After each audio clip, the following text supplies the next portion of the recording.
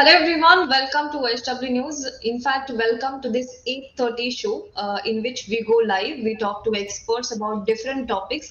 Generally, in the last two sessions, we have spoken about economy, we have spoken about elections, but this time around, we are going to speak about one very important aspect, one very important topic that I think that I guess everybody on this panel thinks is something that we should discuss today, and we should discuss more about it. And the topic is about Dharma Sansad and its effect on society at large, not only in the terms of law and order, but also in the terms of how it affects the society, how it affects children, how it affects the collective majority, and also how it affects the brand India, how it affects India's image globally. So these are the aspects that are related to Dharma Sansad that we should talk about.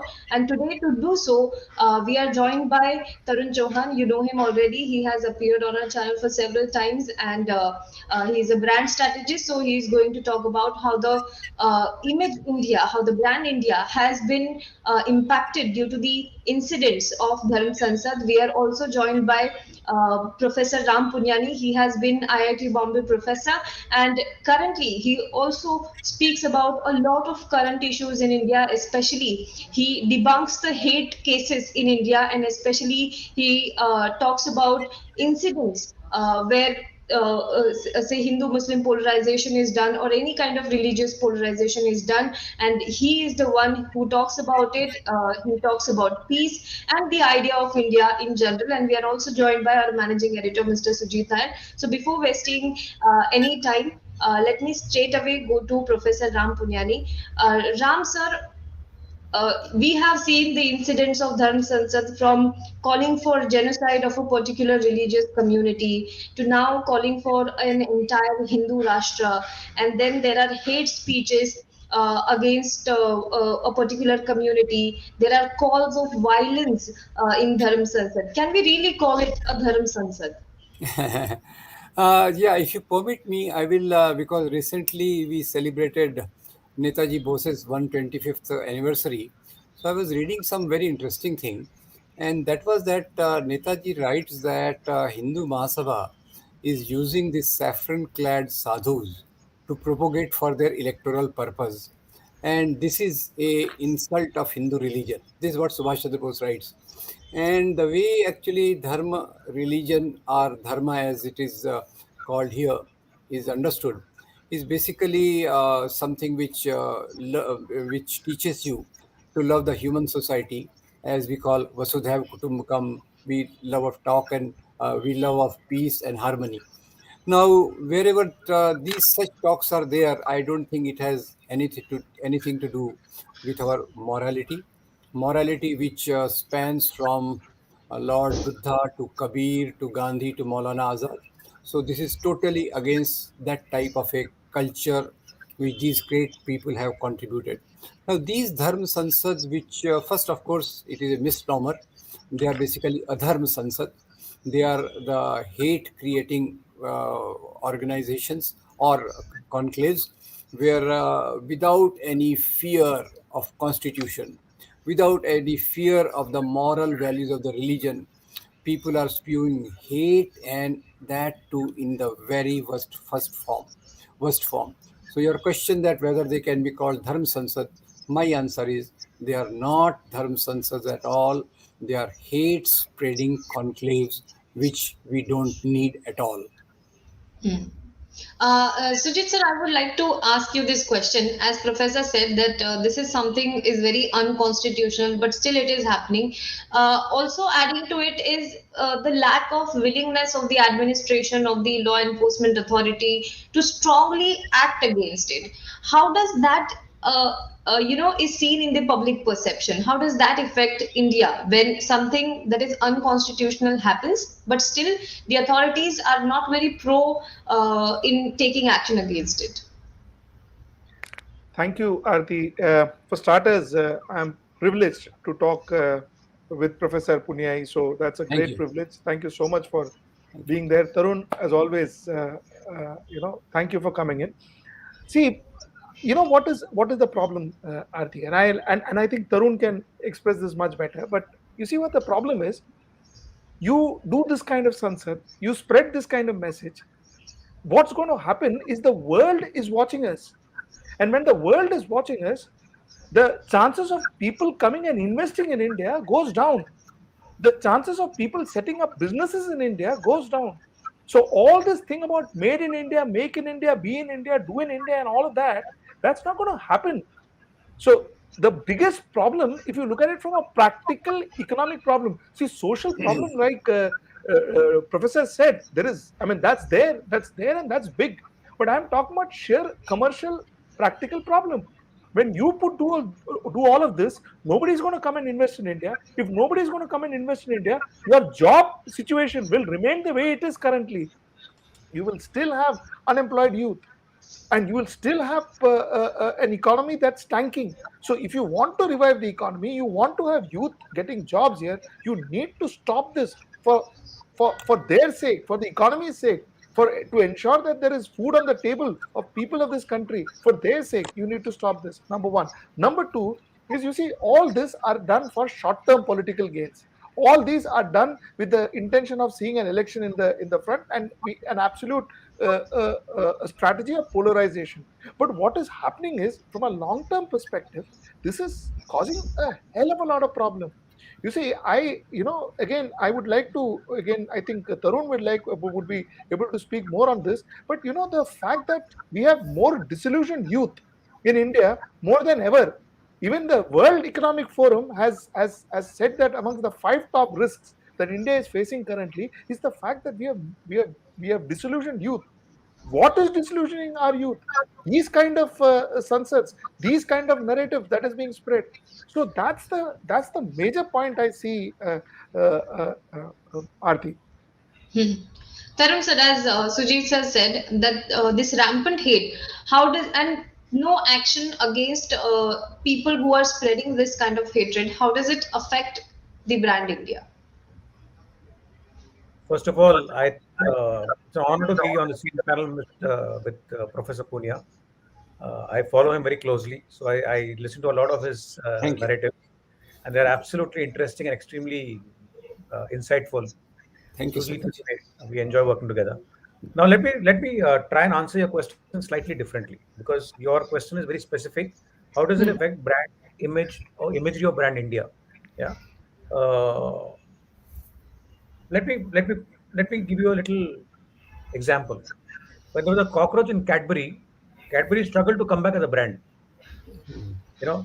And it took them years to retrieve their image. It can have a huge impact. Yeah.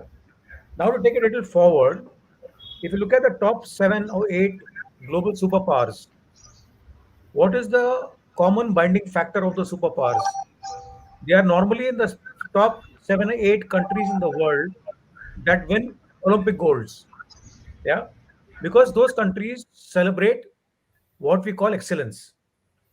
They are quite insulated from all of these things. That is at a performance level. But if you take the imagery level, let's take the 7 superpowers in the world: US, France, Italy, Japan, China, and UK. All these countries have a very clearly defined image. Whoever is the head of the country is not allowed to mess with that image.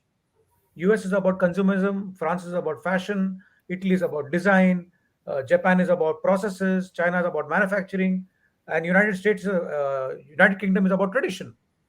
Now, these are narratives built over the last 100 years. Nobody can mess with it. They are clearly defined. They know what they're supposed to do. And the person is not the nation. The person comes and the person goes, but the nation remains. Therefore, it is very important for us to understand beyond tactical impact. This will have a very long-term strategic impact on the nation, the image of the nation, the perception of the nation, what do we stand for. And in all prosperous countries, religion is not the main factor. The most prosperous country in the world is Israel, who are highly conservative, but they never mix religion with imagery. Israel is known to be a very powerful country, highly scientific. So, these are very, very important moments in our nation's evolution. And I think it will have far reaching impact. I mean, beyond that, what can I say? Okay. Professor, coming back to you once again, I think Sujit sir said that this is done keeping in mind short-term gain of polarization for especially the election. Do you also think so that this is only for short-term, or the calls for making Hindu Rashtra have some different meaning beyond the short-term gains? Yeah, first of all, let me thank both the colleagues for their kind words for me. And I fully agree with Sujit Nair that it definitely has a short term goal of polarization. But it does not stop at that, because some things you can unleash, but they cannot be stopped. They are like cancer which go on growing and growing, and they are creating an impact within the country also.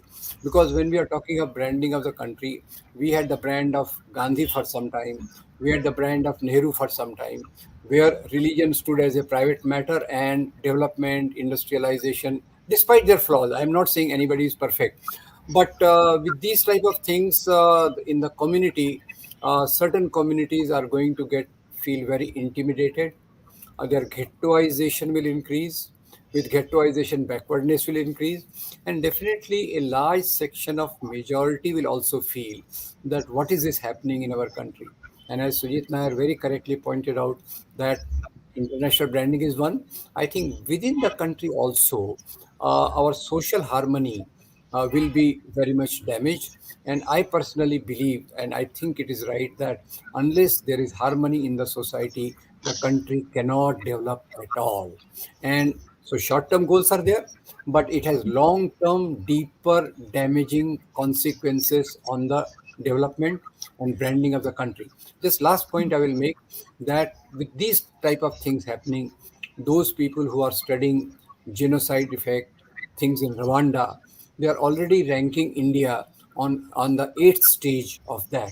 And it is only because of such things which are being spoken so irresponsibly, without any feeling that there is something to check them.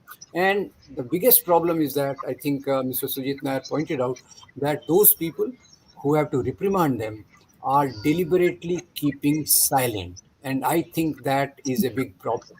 Otherwise, if the big authorities put a word, put a reprimanding word, definitely these things can be controlled. But they have their own designs. And as you said, Arti, that whether they are working towards Hindu Rashtra, I have a fear that there is a short term goal, and there is also a goal of creating Hindu Rashtra through intimidating these religious minorities through such dangerous type of a speech which is going on uninhibited in this fora. Hmm. Sujit sir, elections are due in the country. In few days, the phases of elections will start. One interesting aspect that Professor spoke about is social harmony and development, the connection between social harmony and development.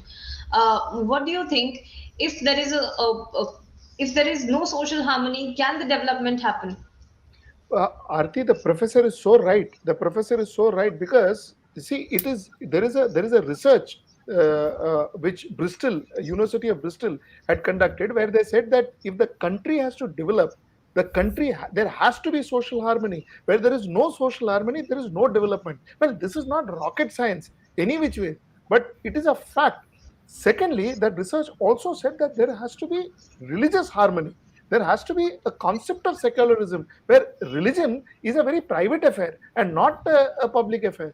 So somewhere down the line, there is no debate on the fact that there has to be some kind of there has to be social harmony for the country to develop. I wanted to ask, with your permission, Aarti, Yes. I wanted to ask one question to the professor. Sir, this kind of behavior, this kind of sunsets, and this kind of narrative, sir, is it changing our youth? You see, I'm very worried about the fact that our youth are getting disillusioned. See, the problem is a very large problem which we are not seeing it today. The World Economic Forum has pointed that out, but we are not seeing it, and it is not becoming a point of national debate in India. But I see this as a much larger issue, sir. How can you throw some light? How is it affecting the youth, and how is our youth getting disillusioned? Yeah, that's a very, very good question because there are large number of youth, as we recently are seeing, that they are protesting for their jobs and they are getting a treatment which is very insulting, humiliating, and attacking to them. So there is a large section of youth which whose despondency, whose particular disappointment with the present situation will definitely grow. Now, initially, a small section of youth was feeling that, well, this is our religion. They are talking about our religion. But now I think most of the youth are realizing that it is not religion, but it is something, a politics, which is trying to wear the clothes of religion and trying to disturb our social mechanisms, which are a prerequisite for getting them jobs, for prerequisite for increased better GDP and increased health services, better educational services.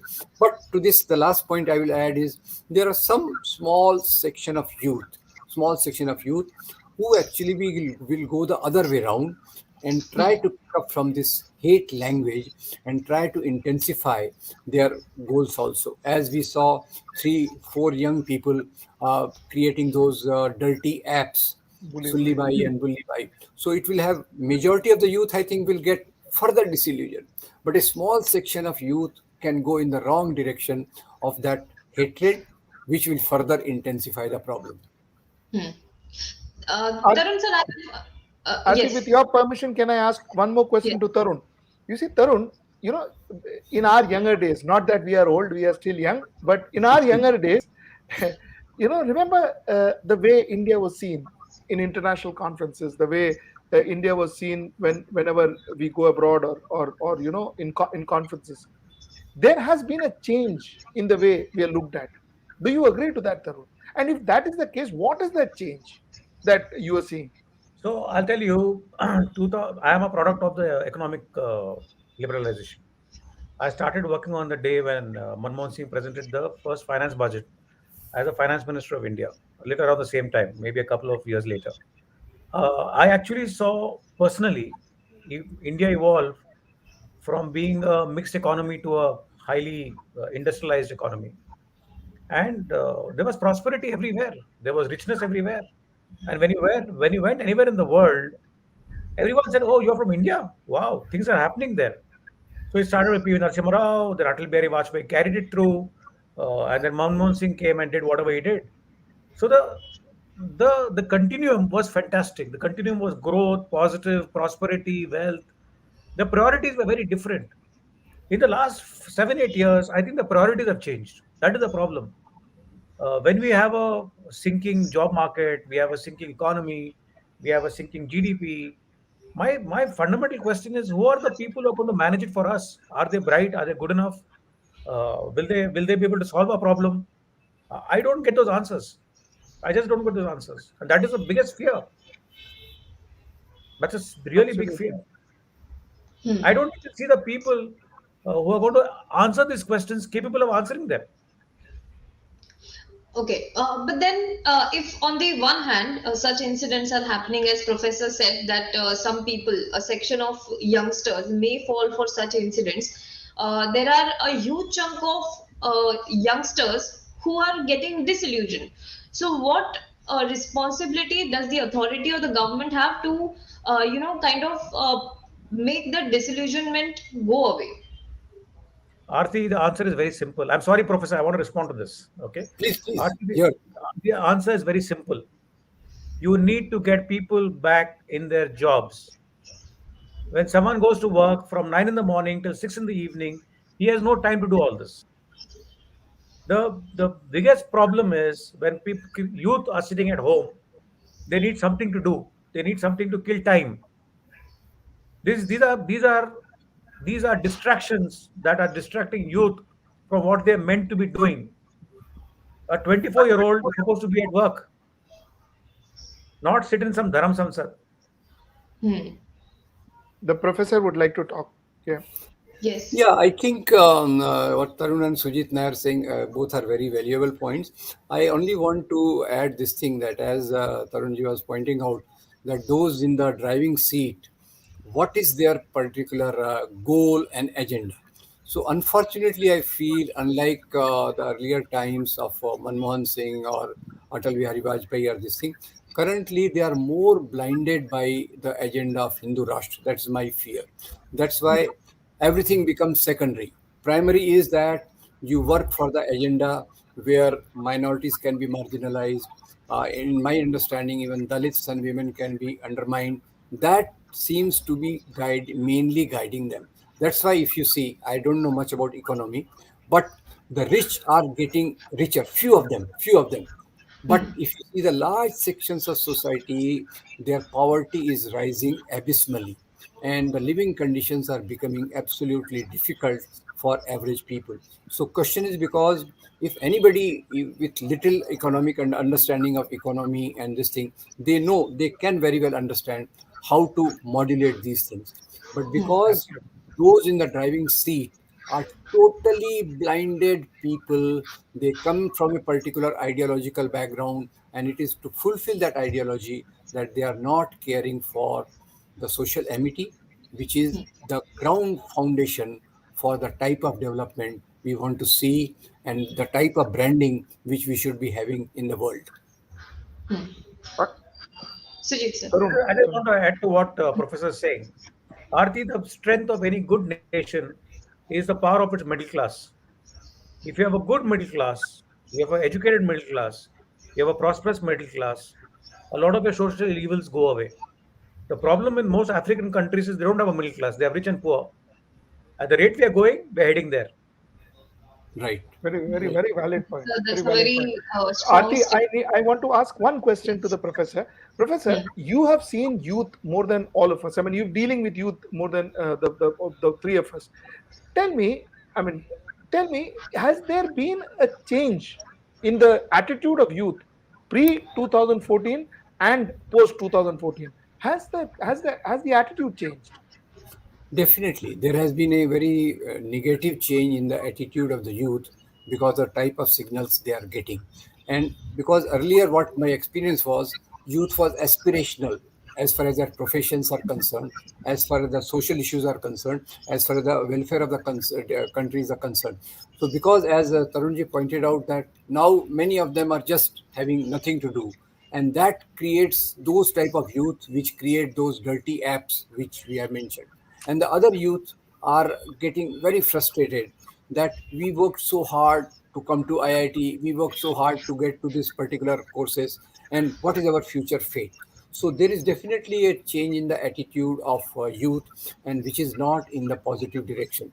And as I will fully agree with Tarunji that the fate of the country depends on these type of people whom we call middle class. And if they don't have any future to look forward, we are very much doomed for a very negative period of our society, which is really a dangerous part of a dangerous phase of our society.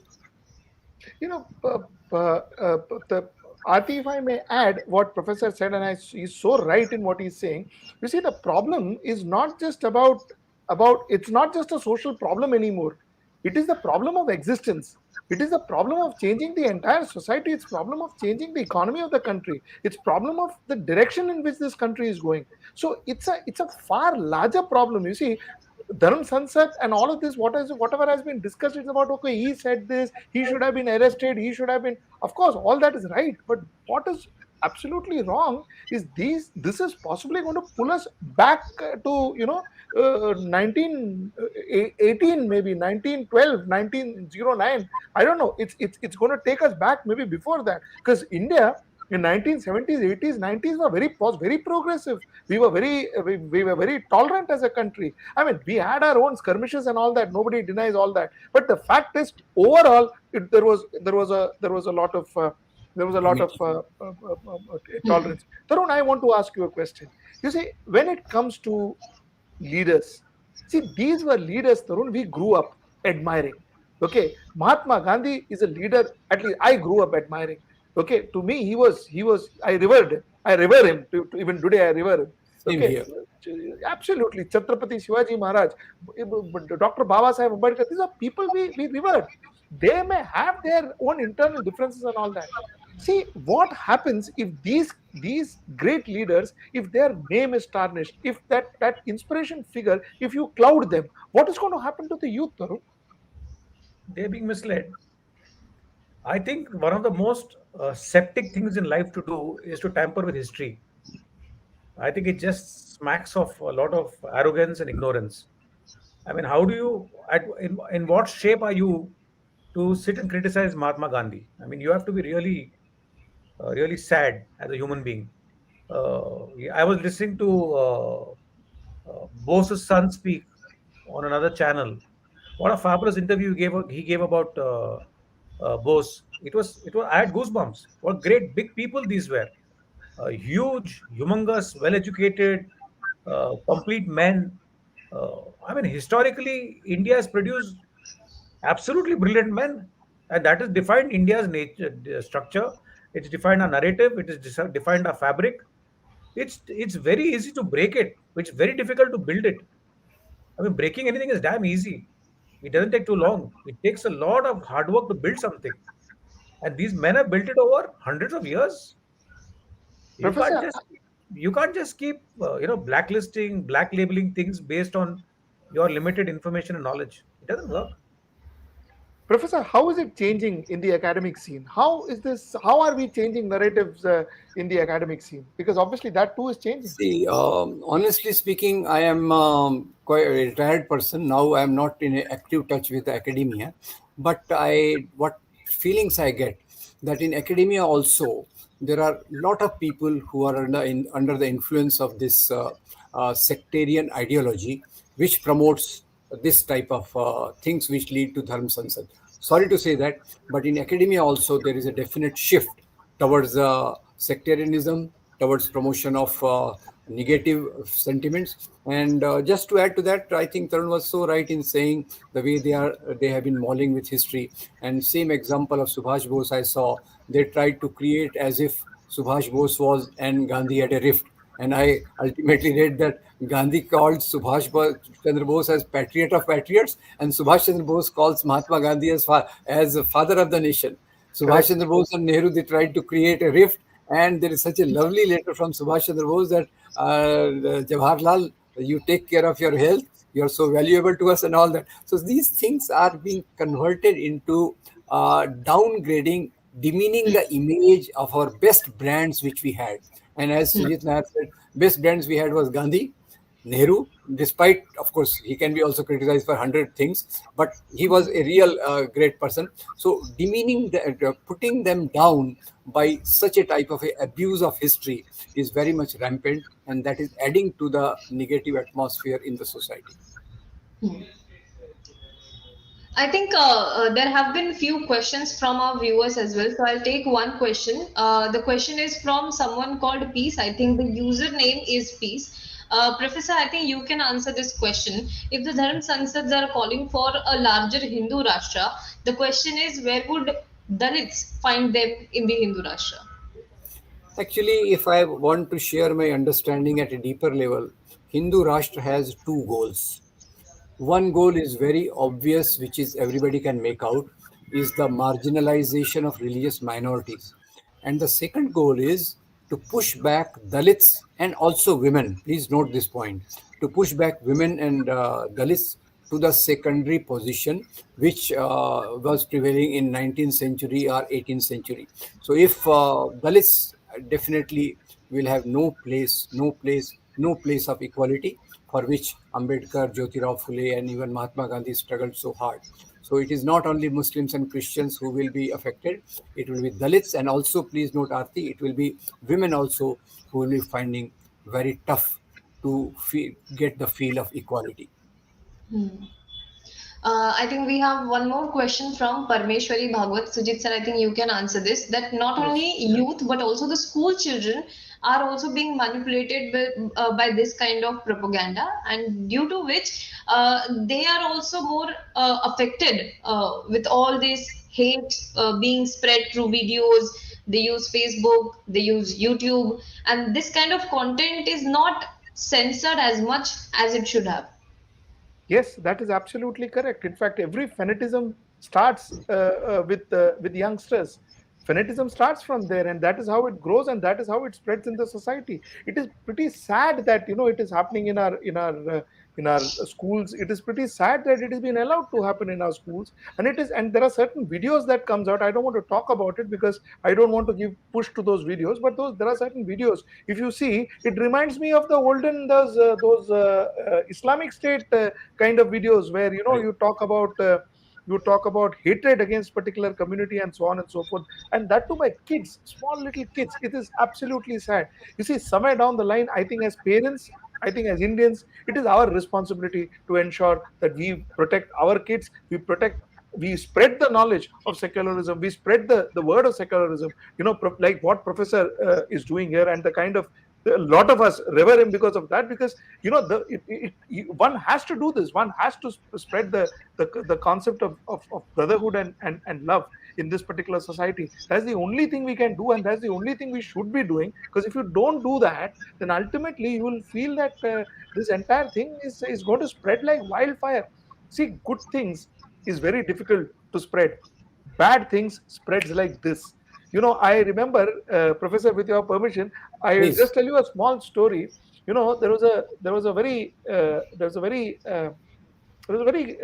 respected leader. His name is Mr. R.R. Patil. He used to be the Home Minister of Maharashtra. Maharashtra. I personally knew him, a very honest person, a very down to earth human being. And I one day, I used to I asked him. I said, somebody, there was an occasion where somebody went very scathingly against him, and so on and so forth. But he went and he spoke very nicely. He spoke very toned down. He spoke about love, and he spoke about, and he told me, he said, you see, he said, the easiest thing in this world, the easiest thing to capture an audience is to say hate.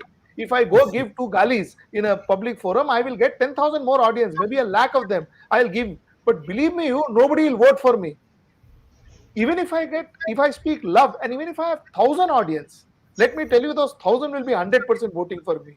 What I was trying to say is, spreading hate, no, Arti, is very easy. It's very easy, and it is very fast. It goes viral. If this video were to be having, say, three of us would sit and debate and try to abuse each other and all, this video will go viral overnight. But we are talking cordially, we are talking sense. This video may take time to spread. That's the point. It's happening. So somewhere down the line, we need to spread this narrative. That is what I would say onto this one, Arti. Hmm. But then people like we saw Yati Narsinganan. Then there are people like Kali Charan. Now Kali Charan was some state governments acted and arrested him. Yati Narsinganan is also now arrested. But after a huge public uproar, don't you think it's the responsibility of the government to ensure that such elements are not left on the loose? It's more like in the past these were called fringe elements. Now the fringe have become mainstream. Isn't it the responsibility of the government to curb such elements? Can I Professor. take this? Yes. Yes, Yeah, yes. thank you, thank you. First of all, of course, I must appreciate what Sujit Nair said, that how hate is spreading. So to that, I will add that there has to be a concerted effort by more of us at the ground level and amongst the small children and all that, to promote hate.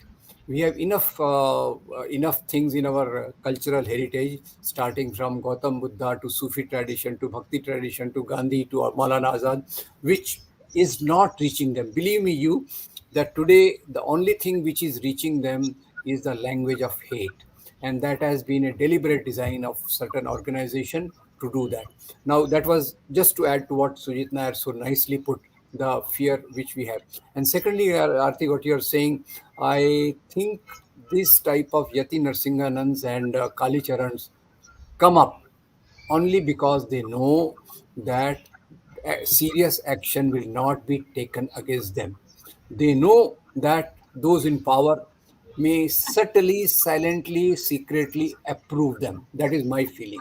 And there is a famous phrase in Hindi, "Saiya bhaye kotwal to dar kahe ka," means those in power, they understand, their own understanding is that they are working for the similar goals. That's why those in power not taking action is like supporting their hate speech, which is the real problem for our country.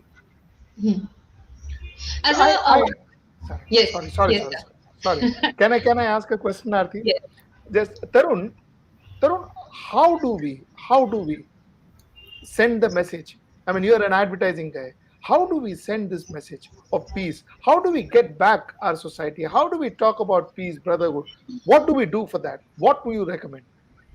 See, the only way to deal with left. Okay, there are two parts to the answer. Part one is, I think India is the oldest civilization in the world, registered civilization. It will heal itself. We this generation may miss the healing, but India will heal itself. That is my personal view. I may be completely wrong. Number two, I think, which is even more important, is to just ignore it. Don't give them importance. I think if the media stops glorifying them, they will disappear. The problem is media glorifies them. Why should a person of that nature be on your prime time? I just don't understand. Our prime time every day shows only religious fanatism. I think the media is equally responsible for what's going on. Just stop it. Anything is nonsensical, just stop it. You've got children, you've got grandchildren, you're married, you've got a family. Would you want your family to be anywhere part of that system? You decide, take a call. And if your answer is yes, please show it. If your answer is no, don't do it. Because the more media glorifies it, the more it gets popular. Just stop glorifying it. Hmm. Very And true. and secondly, let me also add to what professor said.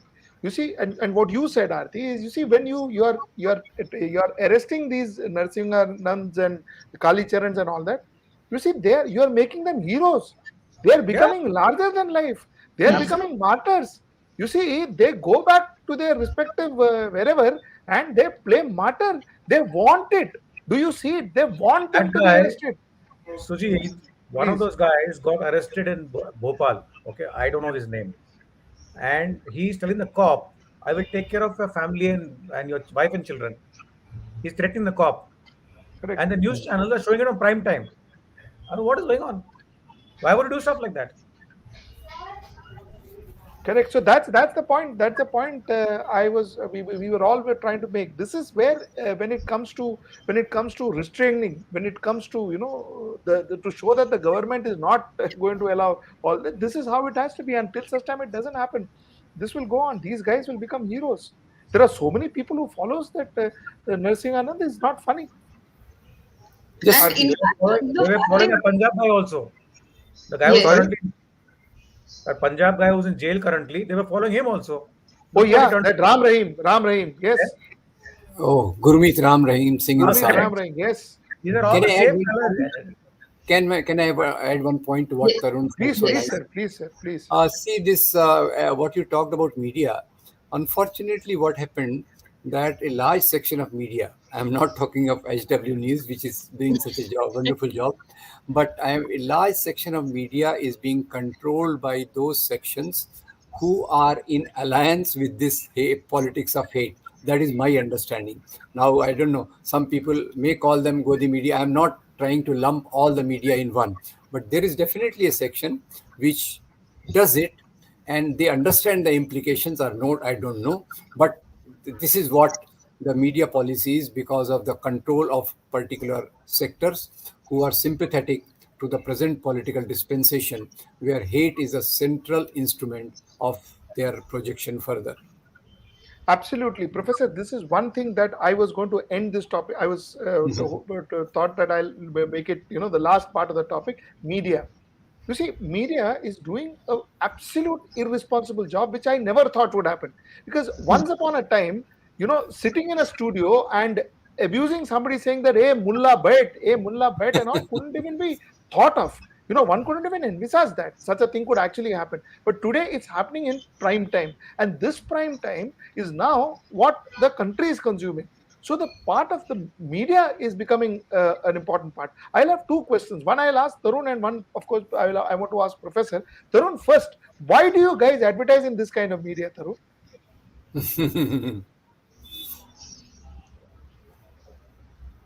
I don't know. Because I think all of them, I think, churn out numbers that protect their consumer base. But you know what, Sujit, frankly, if you ask me, and this is a very straight, honest answer, lot of brands at a subconscious level are keeping away from this kind of media.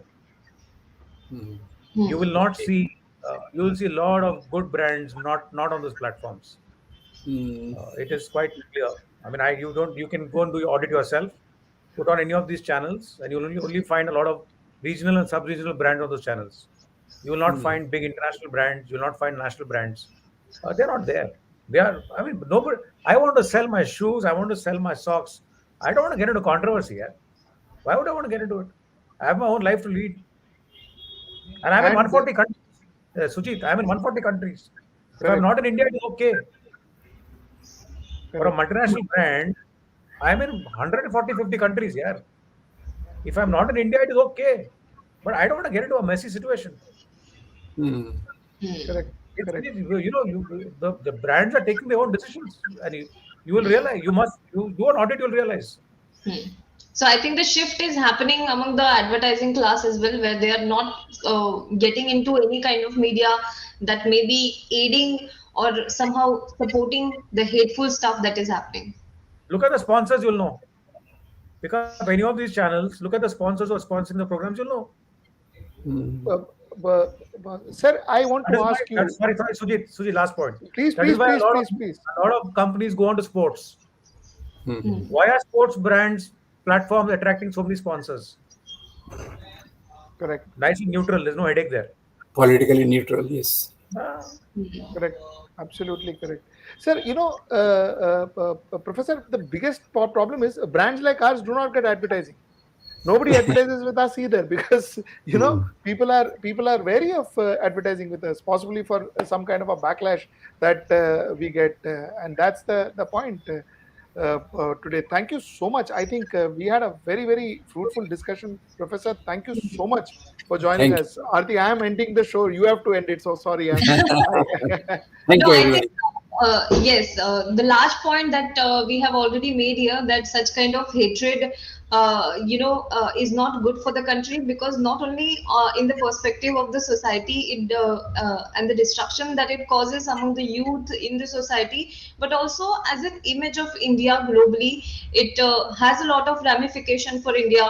Tomorrow we have already saw a lot of cases. I read about it on Twitter, where students who go from India to abroad for studies, and they face a lot of problems. They face a lot of questions. This is also a very big issue, where the students are asked about what is happening in your country. So maybe, for example, someone from US comes here, we may ask, "Ki, what is the situation of racism in your country in light of what happened with George Floyd?" So similar questions are also being asked to students who go from India to abroad for studies, and such issues with the social media, now global connect, such issues are prominently displayed on a global stage, and that is a very bad image for India in general. Sujit sir. yes, absolutely, Arti. Which is we all agree to this, and that is Very new exactly point. where we Very good are, point. and that's precisely why we should have this kind of a discussion and this kind of a debate. Absolutely. Well, I think one more point that I will say here is that media should have more discussion on such topics, and why Dharma Sansads are not good for the country in general. Because when Dharma Sansads actually happen, media debates about the statements that are made in the Dharma Sansad, and not about why it should be banned in its entirety, because such kind of statements are coming out. And yesterday also there was one Dharma Sansad in Uttar Pradesh, and there were also some statements were made which were not good. So such kind of Dharma Sansad should not happen. The event should be prevented. And secondly, as we saw, as we heard in the discussion as well, such incidents should not be given more prominence, but also in hindsight, we should also look at the fact that such incidents are creating disturbances in the society. So that also we should not forget. So thank you so much for all of those who have joined us. Thank you so much, Tarun sir, Sujit sir, Professor Ram Punyani. Thank you. I met him in 2019, I remember, and Yeah. he was a lovely host for me. Thank you so much for joining us on this discussion. Have Thank a you good very night. much. I enjoyed the discussion very much. Thank you. Likewise, likewise. Nice Thank being you. with you. Nice being with you. Likewise, sir.